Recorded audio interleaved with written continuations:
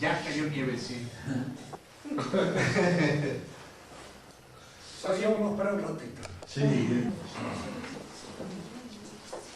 Vamos a completar, antes de considerar la tesis, algunas nociones en torno a la relación entre sustancia y accidente, porque es una relación muy importante en el terreno de la metafísica también. Ya vamos a ver incluso las implicancias que puede tener en orden al desarrollo de ciertas ciencias, como la ciencia físico-matemática, y esa absurda oposición que encontraron los físicos matemáticos con la vieja física aristotélica, que era una física filosófica. Pero antes de entrar en esto, digamos 2 o 3 palabras más. En primer lugar, los accidentes pueden ser propios o comunes. Se llaman accidentes propios aquellos accidentes que surgen de la esencia misma de un ente, que son, diríamos así, las manifestaciones más claras de esa esencia. Así, por ejemplo, en el hombre, el carácter social del hombre es un accidente propio, como el acto de conocer, son propios, son accidentes, pueden no suceder. La sustancia permanece, pero al no darse los accidentes, la sustancia no logra la plenitud que le corresponde. Y es aquí donde conviene, como siempre, distinguir los distintos niveles en los cuales se efectúa una consideración de tipo valorativo. Digo de otra manera, es común entre los personalistas y los liberales suponer de que el hombre individualmente considerado es más importante que la sociedad, porque el hombre individualmente considerado es una sustancia y la sociedad es un accidente. Metafísicamente hablando, desde el punto de mira metafísico, la sustancia es superior al accidente. Si yo de ahí extraigo la consecuencia de que prácticamente hablando, en la praxis, en este desarrollo, en este perfeccionamiento de la realidad humana, el individuo es más importante que la sociedad, yo estoy convirtiendo, diríamos así, un razonamiento válido en el terreno de la metafísica en un razonamiento inválido en el terreno de la acción práctica. Tomemos un ejemplo sacado del arte que permitirá mejor ver esto. Si te cuenta el trozo de madera en el cual accidentalmente el escultor ha esculpido una estatua, es sustancia, y la estatua es accidente. Y yo puedo sacar la conclusión de que el trozo de madera es superior a la estatua que está inscrita en el trozo de madera, porque la estatua es sustancia y el trozo de madera es accidente. Es absurdo. ¿Por qué? Porque aquí estoy confundiendo 2 cosas. En primer lugar, la actividad poética del hombre, que debe ser medida y juzgada en su propio nivel, y estoy traspasando a la actividad poética del hombre un razonamiento que es válido en el terreno de la metafísica, pero no en el terreno de la poiesis. Y lo mismo podemos decir con respecto a esa realidad accidental que es la sociedad y el hombre, que indudablemente el hombre es sustancia, pero es una sustancia que alcanza su desarrollo, su comprensión, su perfección, en su inscripción al orden social al cual pertenece. Es decir, el orden social es un orden dialógico, nace de una exigencia natural de la inteligencia humana que lleva al contacto con los demás y que a través del lenguaje logra aquella perfección que le conviene. ¿Qué es un piano sin la sinfonía, sin la melodía o sin la partitura que toca? cajón donde pueden ir a poner la gallina. El piano es sustancia, pero indudablemente esa sustancia logra su plenitud de piano, su realización, cuando se toca en ella una sinfonía o cuando se toca una partitura. Y entonces logra aquella perfección para la cual está hecho. Sin esa perfección no es nada, es un cajón. Es una cosa que no tiene absolutamente ninguna importancia. Un hombre sin el orden social en el cual se inscribe y en el cual realiza su plenitud es un idiota. Los griegos decían esta palabra porque la palabra idiota significa que no habla. Y el que no poder hablar, el no poder realizar su comunicación, es indicio de su frustración, de su no realización. La realización del hombre viene precisamente en el desarrollo de este accidente propio, que es la sociabilidad. Dice que es importante esto, porque indudablemente estas dos cosas no pueden disociarse y compararse como si fueran cosas diferentes, entidades distintas. No lo son. El hombre logra su plenitud al incorporarse al orden social y realizarse en todas esas intervenciones en las cuales entra en contacto dialógico con los otros, a través de la familia, a través de las instituciones, a través de la escuela, a través de los maestros, a través de estas distintas autoridades que van de alguna manera promoviendo su ascenso al bien común, aquel bien que es el que realiza la plenitud de la naturaleza humana. Es decir, el hombre y la sociedad, como si fueran dos entidades diferentes, es simplemente un absurdo, no son una misma cosa. El sentido del orden, lo que pasa es esto, no es nada fácil entender a veces bien lo que ha dicho Santo Tomás con respecto al bien común y a la relación de la sociedad. No es fácil. Se necesita una cierta atención, se necesita un cierto tiempo para poder entender bien todas aquellas distinciones que me llevan a precisar con alguna holgura la diferencia entre los distintos niveles en que debo considerar la realidad. La confusión es la tendencia a equivocarse de un nivel con otro. Esto es cierto en la lógica y no es cierto en la ontología. Tomemos un ejemplo. Para Aristóteles, todos los entes están compuestos de potencias y actos. Es una composición aparentemente contradictoria. Es una composición que supone en la inserción misma del ente una suerte de contradicción. Hay en él una perfección y hay en él una imperfección, una ineptitud o una capacidad para hacer que en alguna medida, diríamos, aparece allí o emerge como pura potencialidad. Cuando un desarrollo es lógico y no es ontológico. El filósofo de la lógica, por antonomasia, es Hegel. A su metafísica o su ontología le llamó lógica. Con toda razón, porque es una lógica. Ahora pretende ser una lógica de Dios, es decir, una lógica de todo el cosmos. Todo el cosmos aparece para él como una suerte de desarrollo lógico. El hombre es un elemento positivo, afirmativo, que se afirma contra la realidad concreta que lo niega. Entonces nosotros nos encontramos acá con dos aspectos. El hombre, la afirmación, y la realidad, la negación. ¿Qué hombre es la afirmación? Todo el hombre considerado socialmente. Hegel lo considera en ese sentido con toda plenitud, la plenitud humana. El hombre socialmente considerado es el que se afirma como espíritu. Pero esa afirmación le viene en alguna medida por el hecho de que la realidad se lo opone, lo niega.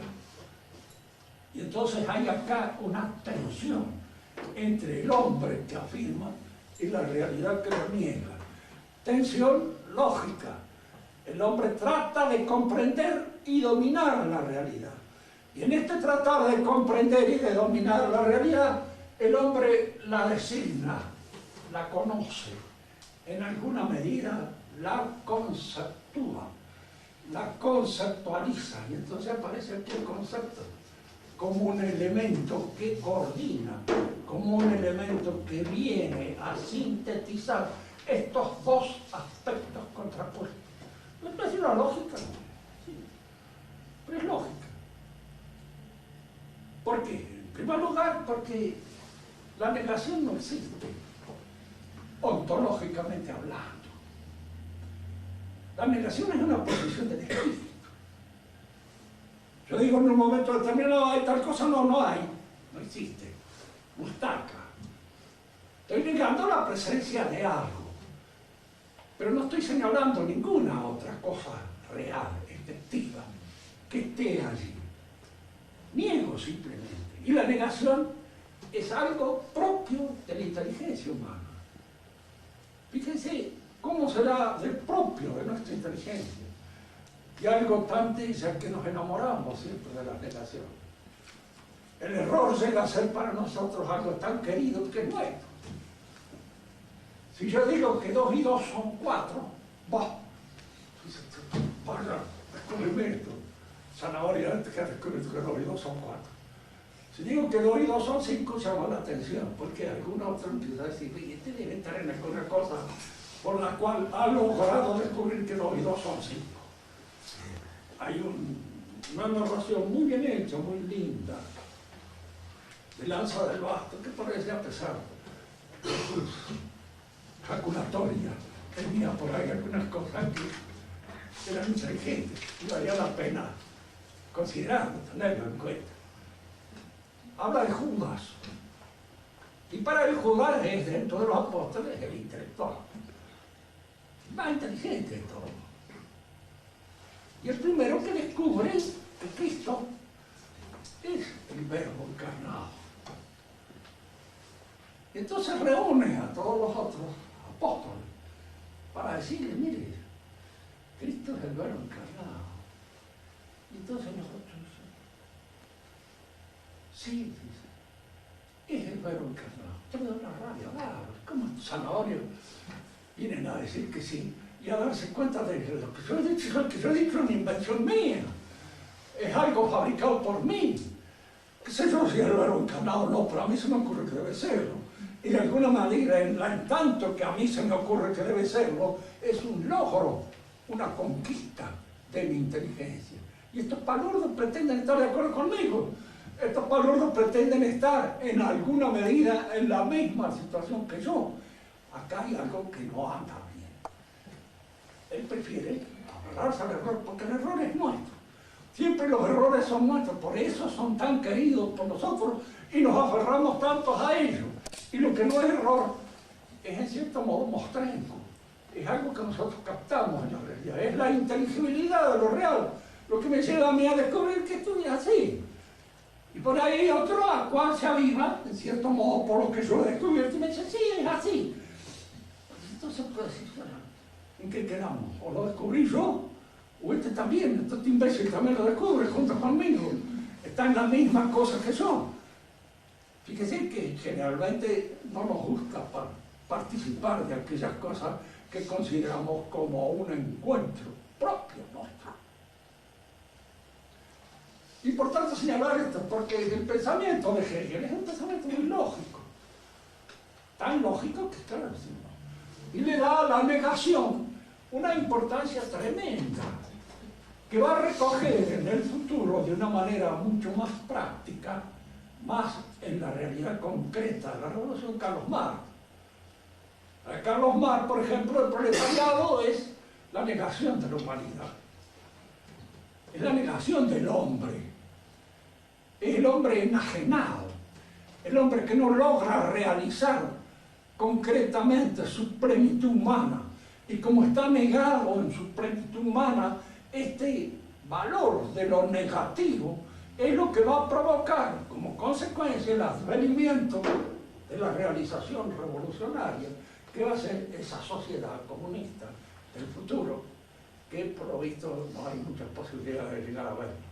El mismo Marx no las tenía todas consigo cuando él pensaba en eso, porque nunca nos ha dado una idea de qué es lo que podía ser. Él, por supuesto, era un burgués de su época, para un consorte, es decir, era casado con una baronesa, y lo tenía en cuenta, usaba monóculos, iba a todos lados, diríamos así, muy orgulloso de estar casado con Jenny von Westphalen, la cual era una baronesa auténtica y cabal, de manera que él tenía su corazoncito. Y cuando de alguna manera le tocaba actuar también en la vida particular, yo recuerdo una hija de él, se casó con un médico medio negrito, Lafargue se llamaba el médico.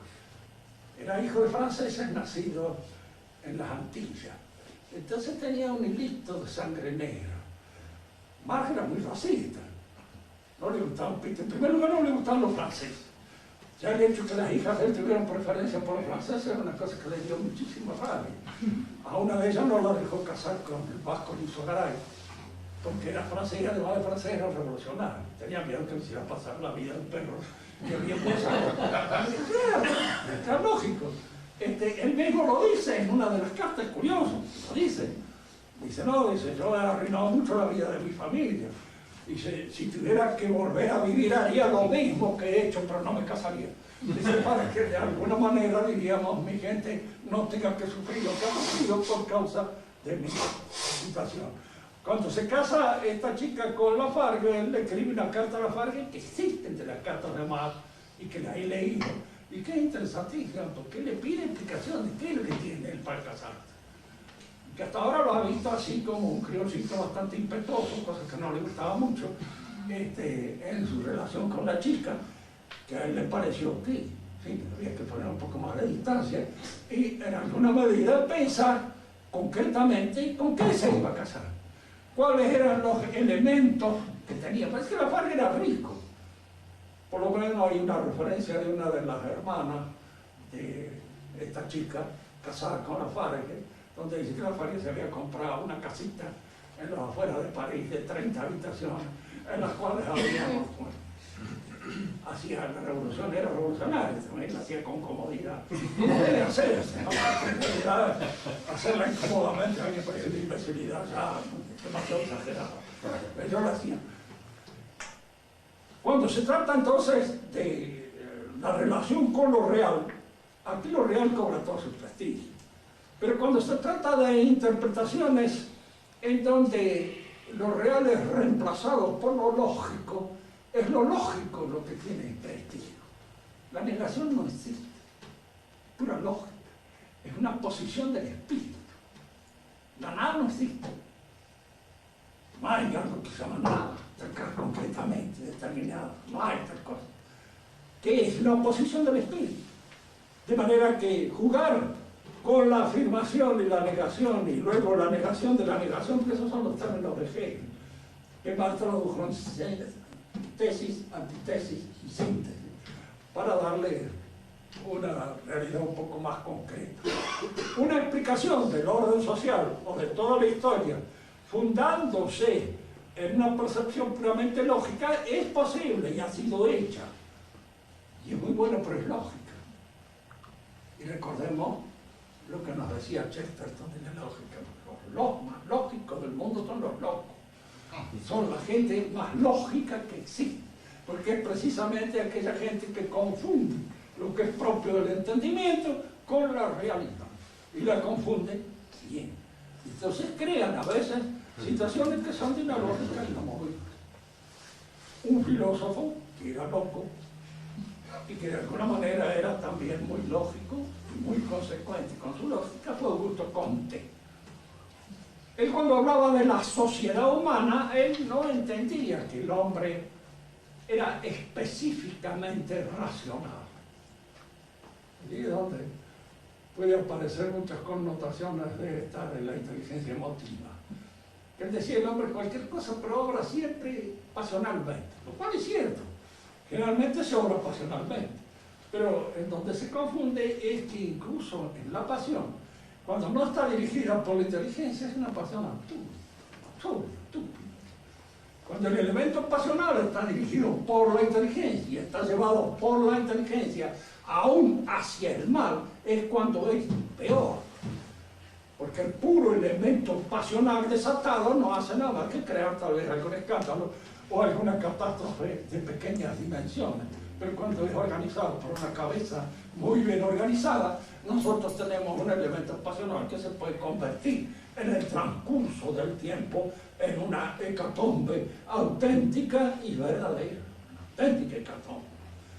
Comte suponía entonces que el hombre no era un animal racional, que la racionalidad no era lo que podríamos llamar nosotros un accidente específico del hombre.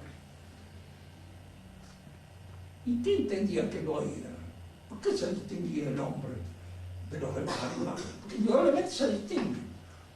Y Comte no podía ser tan imbécil de no darse cuenta. Se daba cuenta, o lo hacía. ¿Y en dónde encontraba la diferencia? En la historia. El hombre tiene historia, es decir, y los animales no tienen historia. Los animales viven en su época de una manera totalmente representativa de lo que han hecho en otras épocas. Hacen lo mismo. Están específicamente determinados por sus instintos para hacer esto y comportarse de esta manera. Si construyen casas, las construirán de la misma manera. El gato que hace caca en un lugar donde hay baldosa tratará de taparlo, sabiendo que no hay tierra, pero el movimiento lo hace. Y lo hace de alguna manera instintiva, dándose cuenta no ha cambiado su actitud con respecto a esa medida higiénica. No la ha cambiado para nada, aun cuando resulta contraproducente en un lugar donde no hay posibilidad de tapar con tierra lo que acaba de hacer. Lo hace. Lo que distinguía al hombre entonces del animal era la capacidad de acumular sus experiencias. Y esta acumulación de sus experiencias las hacía a través de la historia. Nosotros no entramos en la consideración de esto. La historia es un aspecto, diríamos así, del accidente social. La sociedad humana es histórica. Y al decir que es histórica, queremos decir que el pasado la tiñe a las acciones humanas, las cualifica, les da una cierta característica. Para ser más claro, nosotros somos argentinos, mendocinos, de este siglo, de esta época. Y en nuestro comportamiento, indudablemente llevamos los signos propios de la época en la cual vivimos. Esa época nos marca. Esa época de alguna manera tiñe cualitativamente nuestros actos. Nos hacen ser de esta manera o de otra. Fíjense que la historicidad se da en el terreno personal, en el terreno familiar y en el terreno cívico o de un pueblo. Somos hijos de nuestros actos pasados. Ustedes no entenderían nada de lo que yo estoy diciendo acá si no hubieran hecho una serie de esfuerzos intelectuales a lo largo de la vida que les permite tener una comprensión que puede ser distinta en cada uno de ustedes, pero que les permite tener una comprensión de lo que yo digo. Si esos esfuerzos no hubieran sido hechos, no entenderían nada. Y podrían decir, como generalmente ocurre cuando uno va y escucha a un filósofo, que sale contento, todos sonriendo, porque nadie ha entendido. Entonces, como nadie ha entendido nada de lo que ha dicho el filósofo, uno cree que no le han robado la plata. Porque va de alguna manera a concurrir a eso, a no entender absolutamente nada y escuchar una serie de palabras raras que se incorporan más o menos externamente a nuestro vocabulario. Decíamos entonces que la histórico marca la obra. Y lo marca en el aspecto personal. Somos hijos de nuestro pasado. Somos los miembros de una familia determinada. En las familias está, de algún modo, la curva ascendente o descendente de la que acusamos nosotros su esencia en cuanto somos grandes. Familias que triunfan, que van para arriba, provocan en los miembros de esa familia ese movimiento ascensional, que es lo que les da fuerza. Fíjense que en Argentina generalmente esto ocurre en la primera o segunda generación, en la tercera ya se acaba el movimiento ascensional y empieza a entrar la pachanga criolla, también en los italianos y también en todos los demás. Momentáneamente los que ascienden más son los turcos, pero en algún momento determinado pudieron ser los italianos, que ya están entrando en la tercera generación, y al entrar en la tercera generación está disminuyendo ese esfuerzo. Pero este esfuerzo familiar, esta ascensión del elemento, uno lo hereda, lo recibe, lo aspira en la casa, lo tiene allí, en contacto permanente con el mundo, y eso va calificando los actos de uno. Y lo mismo sucede con el pueblo. Nosotros pertenecemos a un pueblo que él mismo se siente en decadencia. Hay argentinos cual usted no hable, que no hable ya del hecatombe. Y que el hecatombe ya es la que está, es esta. Aquí no salimos más. Y de alguna manera, diríamos, nos encontramos en esto. En otros pueblos sucede lo mismo, pero en distintas proporciones. Los ingleses de la época victoriana no son los ingleses de hoy. Los ingleses de hoy, indudablemente, están respirando una decadencia que los de la época victoriana no la tenían. Era una época en donde Inglaterra estaba a la cabeza del mundo. Y este hecho de estar a la cabeza del mundo es un hecho positivo que grava a todos los miembros de una sociedad. Grava. A uno podrá no gustarle que tal cosas sucedan, pero uno, ¿qué va a hacer? Sucede. Hay pueblos imperiales y hay pueblos que apenas les da el cuero para sobrevivir. Y hay pueblos que ni siquiera les da el cuero para sobrevivir. Y están de alguna manera entregados a otros que le imponen su voluntad de una manera clara y definida. La historia tiene esas características. Generalmente cuando se habla de historia, aquí aparece también una confusión entre lo que es historia como realidad, como cualificación de los actos humanos, y la ciencia histórica. Son dos cosas distintas. Cuando se habla del fin de la historia, se está hablando de la ciencia histórica y de la finalidad que puede haber tenido el que la escribió, o los propósitos que lo guían. Diríamos, cuando Carlos Marx hace historia, la está haciendo en función de esa posible revolución que él ve como, diríamos, el suceso por antonomasia que va a colmar la aspiración de los tiempos. E hizo una historia. En realidad es él el que lo ve, y es él el que tiene ese objetivo y ese propósito. La historia en sí mismo, como elemento cualificativo del acto humano, no tiene finalidad, no tiene fin. Lo que tiene fin son la vida nuestra. Nosotros tenemos propósitos determinados, queremos alcanzar tal o cual cosa. Digo esto porque generalmente todas las confusiones suelen venir a veces del uso y el abuso de ciertos términos que uno luego emplea de una manera descalificada. Cuando yo pienso de que a Fulano tal lo condenó la historia, digo, bueno, históricamente, ¿quién es el que lo condenó? Porque esto de que lo condenó la historia, y yo escribo la historia con mayúscula, este recurso tipográfico, la mayúscula no significa nada. La historia es historia. La historia no condena a nadie. ¿Por qué? Porque lo condena. Forma parte de nuestra estructura entitativa como un accidente que califica los actos humanos. Y no condena a nadie. El que condena son la gente. Pero ahora la gente quiere descargar sobre las anchas espaldas de la historia lo que de alguna manera es ella culpable. Y son culpables de haber realizado tal cosa. O no culpables, lo que fuere. Pero en alguna medida diríamos que la historia nos engaña, o la historia nos dice esto, la historia nos dice aquello. Son confusiones que entran en el terreno de estas apreciaciones nuestras como causa de que confundimos la historia como ciencia de la historia como realidad entitativa. Conviene distinguir para unir, decía Santo Tomás. Hay que distinguir las cosas. Esto es propio de tal, esto en tal nivel está bien, tal otro no está bien, porque estamos creando una ambigüedad tremenda. Por ejemplo, ahora que se usa en el Vaticano pedir disculpas por todas las cosas que ha hecho la Iglesia. La Iglesia lo dice. Que los cristianos concretamente hayan hecho algunas macanas no cabe ninguna duda. ¿Quién no las ha hecho? Las ha hecho todo el mundo.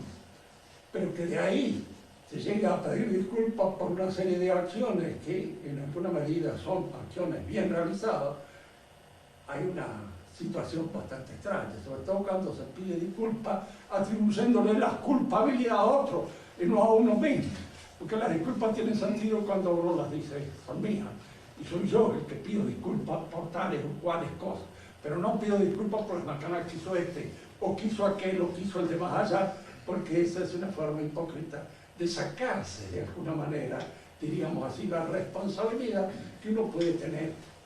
Hay culpas que sí son colectivas.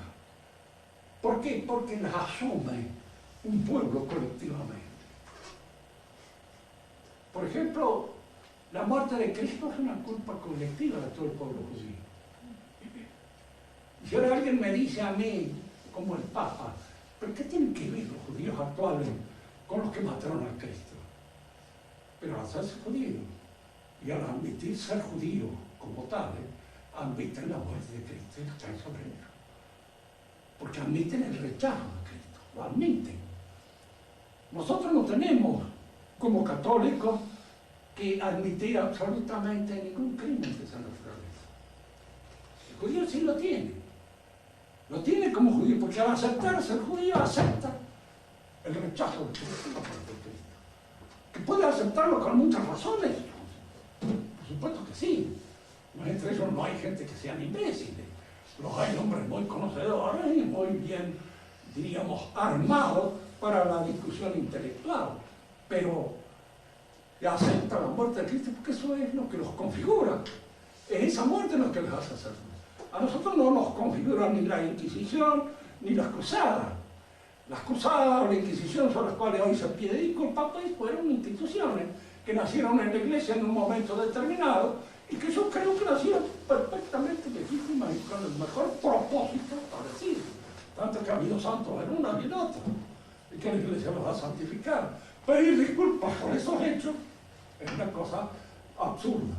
El otro sí, porque el otro es un hecho que configura toda una situación social. Ser judío en la medida en que perteneciendo al pueblo de Israel se rechaza a Cristo y por ende se acepta la muerte. Diríamos así, como un buen republicano francés acepta la muerte de su rey en un momento determinado y la acepta como buen republicano. Indudablemente se hace cargo del crimen del rey, se hace cargo de esa injusticia para él, porque para él no es una injusticia y de alguna manera es una cosa que decide de su situación frente a la realidad y frente a la historia. Los accidentes propios y comunes. Aristóteles dividía en 9 accidentes. Existe la sustancia y los accidentes son pasión, acción, calidad, cantidad, lugar, ubicación, espacio, tiempo y hábito. Esos serían la cantidad de accidentes que se llaman en la escuela predicamentales, porque son reales, son accidentes que efectivamente pertenecen a la sustancia. Porque hay otros accidentes que son lógicos y son predicables, pero no son predicamentales porque no son reales. Si alguien me dice, ¿qué accidente lógico con la ciencia? Tener conocimiento es tener un accidente, una información lógica en la mente acerca de algo, sobre una realidad determinada, porque es esa representación que yo tengo como ciencia, es lo que en alguna medida me puede calificar a mí como conocedor de tal cosa, o como científico, o como simplemente informado. De cualquier modo, eso es un accidente lógico. Los demás accidentes se dividen en accidentes que pertenecen a la forma o a la materia. Les voy a anticipar en esta clase algo de esta distinción, para que luego, cuando estudiemos o analicemos la distinción de materia y forma, la veamos con un poco más de detenimiento. A la materia o a la corporalidad pertenecen todos los accidentes que se dan en la cantidad. La cantidad inspira la matemática. Cantidad, diríamos así, en la geometría, y cantidad en la aritmética, para hablar simplemente de los conocimientos elementales. Pero todo eso está inspirado en la cantidad. Y la cantidad surge de las dimensiones que puedan encontrarse en la corporalidad. El cuerpo es el que ofrece a la consideración del que la estudia dimensiones: alto, ancho, velocidades, etcétera, etcétera, temperatura, lo que fuere. Todo eso son elementos dimensionales que pueden ser medidos y pueden ser leídos de una manera matemática. Esta posibilidad de leer lo corporal de una manera puramente matemática crea la ciencia física matemática, que nace en la época de Descartes, Marciano, Copérnico, Galileo. Todos ellos han sido de alguna manera hombres que consideraban el nacimiento de esta nueva ciencia y consideraban mal que esta ciencia dejaba de utilizarse a la física de Aristóteles. La física de Aristóteles es otra cosa, es filosofía. Se funda no en la noción del cuerpo, porque el cuerpo efectivamente es sujeto de una serie de apreciaciones cuantitativas. Esto como cuerpo tiene un peso, tiene una dimensión, tiene un largo, tiene un ancho, tiene un espesor, etcétera, etcétera. Todas esas cosas son cosas que configuran esta realidad corpórea. Yo como sustancia soy algo más que como cuerpo, porque como sustancia tengo además inteligencia, tengo además sociabilidad, tengo además elementos pasionales, elementos, diríamos, activos, etcétera, que me distinguen y que son aplicables a la sustancia. Cuando las conclusiones de un saber son atribuibles a la corporeidad cuantitativa y tratan de ser leídos de una manera matemática, estamos en el terreno de la física matemática.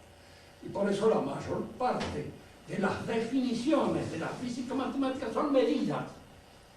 Son medidas. Yo no hablo acá con gran conocimiento, ni mucho menos, sino simplemente como el que ha estado en el trabajo de epistemología para ver la distinción que hay entre la física matemática y la física tradicional que cultivaba Aristóteles. Si yo quiero decir color amarillo, pues puede ser 756 micromicones de longitud de onda. Es una definición que se llama precisamente cuantitativa, o es una medida como definición. Esta medida define esto, el color, en el terreno de la ciencia física matemática. Y las ciencias físicas matemáticas toman como sustancia la corporalidad, porque la corporalidad es efectivamente sujeto, no hablo de sustancia, pero es sujeto de una serie de medidas propias que surgen de ella, y entonces puede reemplazar en nuestra mente a la noción de sustancia, pero es un reemplazo ficticio, no le reemplaza nada, es otra cosa, es otra realidad. ¿Qué es lo que creía Galileo cuando él preveía la posibilidad de este crecimiento de la ciencia física matemática? Pero no la tenía todo en sus manos, preveía. La posibilidad del crecimiento físico matemático dejaba, diríamos, cesante a la vieja física aristotélica. Y la vieja física aristotélica era la que servía de apoyo, según Galileo, a su metafísica. Destruía la física aristotélica y la metafísica aristotélica venía abajo. La teología se viene abajo con todo. Carente de todos los elementos nocionales capaces de darle fuerza, de darle efectividad. Todo eso se destruye. Entonces, ellos pensaban de qué manera se pueden salvar las verdades religiosas con esta hecatombe que amenaza a todo el, diríamos, repertorio científico que sostiene a la geología. Descartes es el hombre que va a dar el paso más decisivo, par de gracias, porque es un paso falso, pero lo dio con el objeto precisamente de salvar las verdades religiosas. Y el objeto de salvarlo dando una demostración de la existencia de Dios que no es una demostración, ya estaba discutida de antes. Los buenos hombres de la época son aquellos que dicen hay que hacer de manera que no hemos aprendido nada de los antiguos. Sí, eso lo decían en metafísica, pero en matemáticas que sabían, no lo decían, porque en matemáticas habían aprendido bien y habían estudiado como corresponde. Y entonces, como conocían esa ciencia, en esa ciencia respetaban lo que había sido dicho con anterioridad a ellos. En la ciencia que no conocían, no lo respetaban, porque ignoraban rotundamente qué es lo que se había dicho de efectivo con respecto a ese otro conocimiento que no conocían, que ignoraban. Cuando entremos en la cosmología de Santo Tomás, que va a ser en la próxima tesis, vamos a hablar de la distinción entre materia y forma. Ahora refirámonos a esta tesis que es muy breve. Acá dice, criatura espiritual es en su esencia absolutamente simple, pero permanece en ella una composición doble, de esencia con ser y sustancia con accidente. La criatura espiritual es el ángel. El ángel, indudablemente, no tiene su lugar en la filosofía, porque racionalmente no se puede probar la existencia del ángel. Se puede probar la existencia de Dios. Se puede probar que no repugna concebir la posibilidad de la existencia angélica. Pero una cosa es probar que no repugna concebirla y otra cosa es probar su existencia. La existencia de Dios se puede probar y se prueba. Hay pruebas para la existencia de Dios, pero la existencia del ángel lo sabemos por fe y nada más que por fe. Indudablemente están los ángeles buenos y los ángeles malos. Este sí o este no que dan los ángeles en el principio a la gracia de Dios es un accidente angélico. ¿Por qué? Porque el ángel tiene que recurrir a su inteligencia y a su voluntad para dar una afirmación o una negación a aquello que Dios le otorgó, ese bien que Dios le dio. Que el ángel lo hace por envidia del hombre, probable, son conjeturas en las cuales diríamos abundan los teólogos, que puede ser, pues no sé, es muy probable que sí, tal vez así sea. De hecho, nosotros tenemos que pensar que en una criatura espiritual, las pasiones de esa criatura son espirituales y no son de alguna manera como las nuestras, pasiones que están relacionadas con la corporalidad. En el ángel se puede dar la envidia, se puede dar el orgullo, pero no se puede dar la lujuria. Y es muy probable que no se dé la cólera tampoco, sino de una manera puramente metafórica. Es probable. ¿Por qué? Porque la cólera es un fervor que nace un poco de la sangre y que de alguna manera, digamos, oscurece y obnubila el entendimiento. El ángel es un entendimiento puro y una voluntad pura. ¿Es posible concebir un entendimiento puro y un ángel? Es imposible. Cuando nosotros hacemos el análisis de la composición metafísica del ente entre sustancia y accidente, hemos visto que la sustancia, en cuanto tratamos de concebirla como sustentadora de los accidentes, entitativamente desaparece como materia. No es materia. Es una idea realizada, es una idea concretada que sostiene esos accidentes. En el fondo, la realidad es el espíritu. Y lo vemos perfectamente bien cuando decimos qué es lo que realmente es en un ente. Pues la composición de los elementos materiales que lo constituyen. ¿Y qué es una composición? Una programación. ¿Y qué es una programación? Pues una programación es un orden inteligible, inteligente, esos acontecimientos. De manera que en cuanto penetramos metafísicamente en el meollo de la realidad, nos encontramos con el espíritu, nos encontramos con la inteligencia. Es la inteligencia lo que sostiene la realidad del mundo. No nos encontramos con la nada, nos encontramos con la inteligencia. En el principio es el verbo, y el verbo está mantenido. En el principio es el logos, la inteligencia, fundamento de toda la metafísica. Esto es lo que nos permite admitir la existencia de estas criaturas puramente espirituales, aun cuando no tengamos de ellas. Es decir, a veces tenemos, pero esto sucede sobrenaturalmente, no naturalmente. Terrible es el ángel, dice Rick. No sé si sabía o no sabía. Yo creí ver uno en alguna oportunidad, verlo, presente la presencia, pero no estoy muy seguro. Mi papá me dijo, andar, no me hizo caso. Y demostró que no, pero con el transcurso del tiempo me convenció de que lo había visto, pero era un demonio. Era un ángel. Sí, esa es la cosa. Pero puede ser conjetura puramente fundada en nada, en una cosa imaginativa. Muy bien, si quieren hacer alguna pregunta. A ver, señorita Sole. No, muy bien, señorita. ¿Los ángeles tienen acto y potencia? ¿Están compuestos por acto y potencia? Si tienen acto y potencia. Claro. Toda distinción es en acto y potencia. Porque si no, no sé. Es decir, pensábamos bien esto. Cuando recibe de Dios una proposición del ángel, para aceptarla o no aceptarla, está en potencia para aceptarlo o no aceptarlo. Pero ya no. Claro, una vez que ya la aceptó, ¡pum!, se definió, porque en el ángel no hay recurso en el tiempo.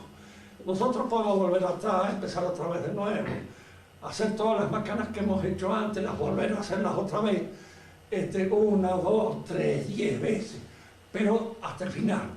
Es en la última boqueada cuando elegimos bien o elegimos mal. Pero el ángel elige de una sola vez, porque es una criatura sempiterna. Elige un mal, elige un mal. Perfecto. El ángel de Dios es un ser perfecto, entonces.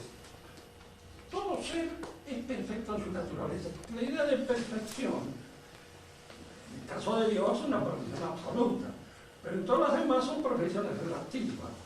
Se es perfecto en la medida en que se tiene un desarrollo bien acabado, completo, de todas las posibilidades de su naturaleza. En los hombres es muy difícil que eso se dé, pero por ahí en algunos se da. En el ángel es más fácil porque es más simple, y es una naturaleza más simple. El ángel, por ejemplo, que acepta la presencia de Dios, tiene la perfección que corresponde a su naturaleza en total. El otro la perdió, porque ho perduto il ben dell'intelletto, dice Dante. No sabía que Dante era un pecador, pero era un individuo que conocía. Santo Tomás dice respecto a esa potencia angelical que un ángel puede instruir a otro ángel. Es decir, instruir Sí. a otro ángel, es decir, llevarlo a su perfección. Sí, claro, claro. O sea que hay una cierta Bueno, porque es potencia. una inteligencia. Puede. Mm, Que lo hagan o no lo hagan. Eso ya no, Claro. es otra Eso cosa. depende también de la gracia que lo viva, ¿no? Uno a veces ve que están de vacaciones. Uno quisiera una seguridad más de ser ángel de la guardia. Yo me acuerdo que una vez veníamos en motocicleta con un tipo que había tomado tanto whisky, yo también. Pero venía, qué sé yo, como a 150 kilómetros, y agarramos un chancho por el camino. Y la motocicleta se perdió, y yo salí volando. Siempre he dicho después que alguien me sostenía. Caí en un pantano como una lancha automóvil, así de todos lados. No me quedó un solo botón del saco. Felizmente caí en el pantano, lleno de barro que no me conocía ni mi madre. Pero yo calculo que el que me saltó en el aire debe haber sido el ángel de la guardia por primera vez en algún acto. Pero no estoy nada seguro.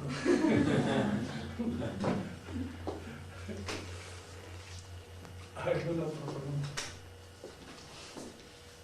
Sí, Clarita. ¿Cómo? Santo Tomás también dice que los ángeles son todos distintos, son todos de naturaleza distinta. Ah, sí, sí, sí. ¿Y cómo que son de Bien, naturaleza? por la razón es esta, ¿no es cierto? El ángel tiene el principio de individuación en la forma. Es la formalidad la que lo individualiza. El hombre lo tiene en la materia. Entonces nosotros nos distinguimos unos de otros por la materia, no por la forma, por la materia. Pero la materia hay que entenderla, como después vamos a tratar de explicarla, de una manera clara porque es causa. Causa sunt in vicem causa, dice el escolástico. Las causas se causan recíprocamente. La materia no es meramente pasividad, es también causa. Obra, en alguna medida, sobre la forma que en ella se imprime. Y entonces ese obrar es lo que hace que la individualidad en el hombre tenga su principio de individualidad. En la materia se innata, cantitate, pero también hay que entrar a considerar de que de alguna manera cuando Dios nos hace nuestra alma y la hace sobre la base de los gametos que ponen los padres, la hace sobre esa base. Es decir, ya de alguna manera lo que él va haciendo está siendo individualizado por la materia que va informando. La materia limita. Claro, porque es muy difícil que haga, por ejemplo, de un descendiente ¿cómo le diré? De cualquier raza, de cualquier pueblo francés, que haga un alemán, que haga cosas difíciles. No va a probar que lo haga francés, lo haga italiano. ¿Por qué? Porque el elemento racial, el elemento, diríamos así, genético, está actuando, no habrá, está operando. Ok. Por eso tenemos la carga que tenemos. Y por eso es que Joaquín Yatra hace pesos inútiles. Hace negro siempre. Pero no quiere.